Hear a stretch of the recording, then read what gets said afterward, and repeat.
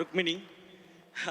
இந்த படம் மதராசின்றது ஒரு ஒரு ஒரு மேட்னஸ், ஒரு ஆக்ஷனாக இருக்கட்டும், லவ்வாக இருக்கட்டும், அது ஒரு மேட்னஸ். அது லவ் எவர்கிரீன். தியாகராஜ பாகவதர் காலத்தில் ஆரம்பித்து அனிருத் அவர்களுடைய காலம் வரைக்கும் லவ்ங்கிறது வந்து எப்போவுமே எவர்கிரீனாக இருக்கிறது.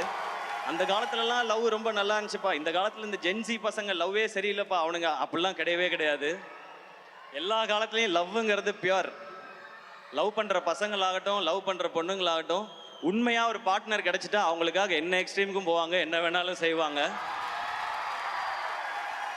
அப்படி அப்படி உண்மையாக ஒரு லவ் கிடைச்சா அந்த மாலதின்ற பொண்ணுக்காக ரகு என்ன எக்ஸ்ட்ரீம் வரைக்கும் போவான் அந்த பொண்ணுக்காக அப்படின்றது தான் இதனுடைய ரொம்ப கோர் தாட். கதையை ஒன்றும் ரொம்ப சொல்ல இல்லை சார். ஸோ அதான் சொல்லிட்டேன், அப்புறம் என்னன்றீங்களா சார்? இல்லை ஓகே சார், அவ்வளோட நிறுத்திக்கிறேன் சார். நான் அதுக்கு ஒரு கேரக்டர் வேணும்போது சார் சொன்னாங்க ருக்மிணி இந்த ரோலை பண்ணுறாங்க அப்படின்னு சொன்னாங்க. ஏன்னா அந்த லவ்ன்றது அந்த அந்த அந்த ஹீரோயினையோ அந்த பொண்ணையோ நமக்கு ரொம்ப பிடிக்கணும். ஏன்னா ரியல் லைஃப்பில் பார்த்தீங்கன்னா ஒரு பையன் தான் ஹீரோவாக உணர்றதே ஒரு பொண்ணு அந்த பையனை திரும்பி பார்க்கும்போது தான். அந்த பொண்ணு அவனை லவ் பண்ணும்போது தான் அவன் தான் ஒரு ஹீரோன்னு நினச்சி இருப்பான் அவன். அதுவும் ஒரு பொண்ணு காலத்துக்கும் நான் உன் கூடயே வரேன்னு கையை பிடிச்சிட்டான்னா அவன் சூப்பர் ஹீரோ தான் அது. ஸோ அப்படி ஒரு கேரக்டர் ஒரு பொண்ணு இருக்கணும்னா அதுக்கு ருக்மிணின்னு சொல்லும்போது நான் அந்த டைம் தான் சப்தசாகரதா செல்லோ பார்த்துருந்தேன். கரெக்டாக சொல்கிறேன்னா ஓகே, அதோட சைடியே பார்த்துருந்தேன் நான்.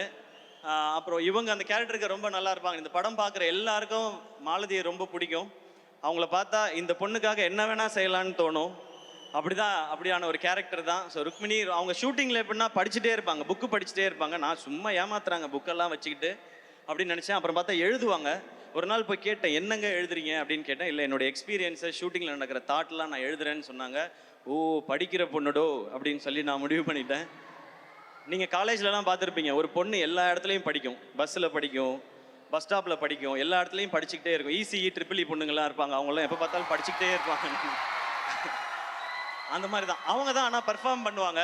அந்த மாதிரி அவங்களும் அந்த மாதிரி பர்ஃபார்ம் பண்ணியிருக்காங்க. Very happy to work with you.